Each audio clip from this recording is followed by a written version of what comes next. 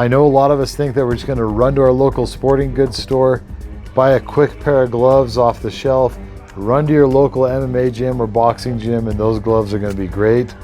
Typically, guys, they're not.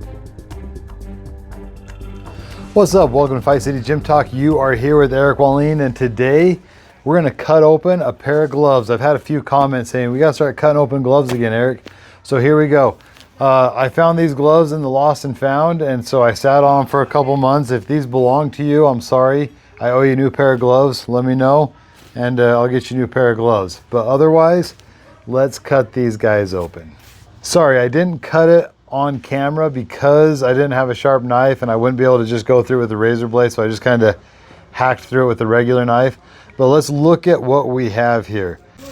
I do like this because when this starts to break up, it'll kind of keep it in, but typically as soon as this stuff starts to break up, it's shaken out no matter what. So on this Everlast glove, this is not an expensive Everlast glove. This is your typical, you walk into some local sporting goods store, they're selling basketball equipment, football equipment, they're selling wrestling shoes, they're selling all sorts of stuff, right?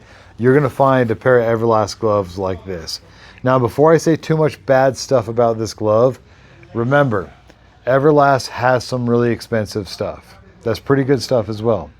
But Everlast has got their gloves into every little local sporting goods store, and typically the stuff you're buying at less than $100 is not really any good. Also, you can find some Everlast at Walmart as well. Same thing. That stuff, it's not any good. So that's what this is, and let me tell you why I don't like these cheaper Everlast gloves very much. Okay, first things first. One thing you'll see on the one I didn't cut open is this. And this isn't unique to Everlast. This is basically any glove that has this style of elastic sewed to the Velcro. Plus you only get like an inch or two of Velcro. This is gonna always fall apart. It'll do exactly what it's doing here, and you're not gonna get very much support. Also, you notice there's no Velcro back here. So the only tension you're getting is from here to here, which isn't hardly any tension at all. So basically, if you don't wrap well with a glove like this, you're probably gonna hurt your wrist. And that's if you're punching hard and you're punching fast and trying to snap punches. Like, there's just not a lot of protection. You're putting all your reliance on safety in your wrap, which is a good principle, but it's nice to have a backup and have your glove helping protect your wrist as well. So as far as I'm concerned, that falls apart. You get little to no wrist support because you're only getting whatever tension you get right there.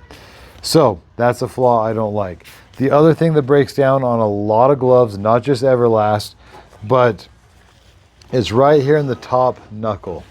Now you can see on this one, see those little dots, like your glove's starting to get acne or something? That's broken down padding. The reason the padding is breaking down is because it's essentially using like a particle padding. This is the type of padding you're gonna find like in your carpet. It's good filler, but it's not very reliable. Some of the other gloves I cut, it's not particle, it's not like recycled stuff, recycled foam or something. It's like, it's made for one sole purpose, to be in a boxing glove.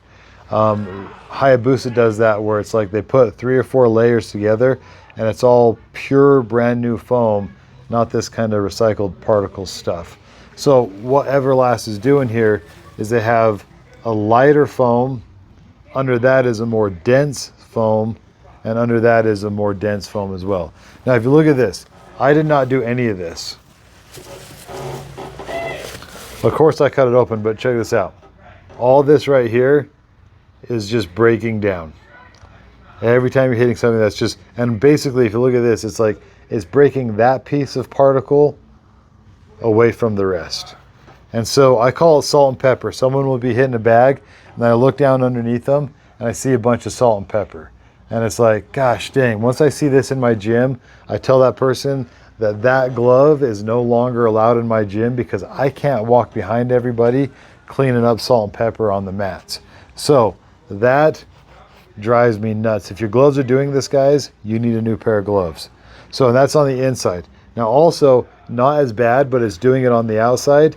And you can see in this glove, Again, the acne, the little bumps where it's breaking up.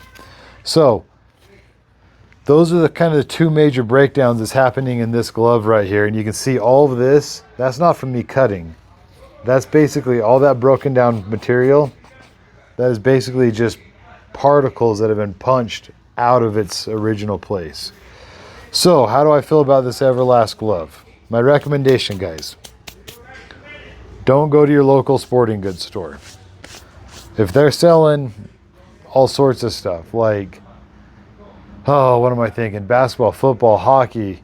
If they're selling all sorts of stuff and they have one small section of boxing gloves and they're Everlast, just don't buy them.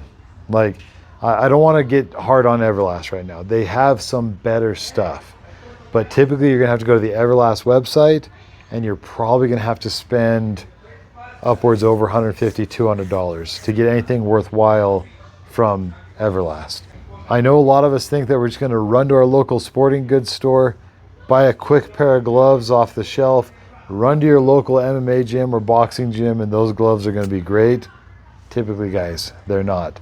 So do yourself a favor, save up a little bit of money. Typically, a lot of gyms will have the glove that they kind of recommend, and they'll even have their own logo brand put on it, whatever, or they'll have like a quick wholesale account with a couple of people. If your gym's selling gloves, support your gym. Buy gloves off your gym. You're going to get a better glove as well. And if your glove sucks, you can yell at your coach for it. You'd be like, look, man, I paid good money for this and now my glove's falling apart. But what you're not going to do is go back to that local sporting goods store and get any sort of deal out of this. So if you have any questions, guys, don't forget to like and subscribe, and make sure when you buy a glove, you buy high quality stuff from a reliable source. Till next time, guys, we'll catch you later.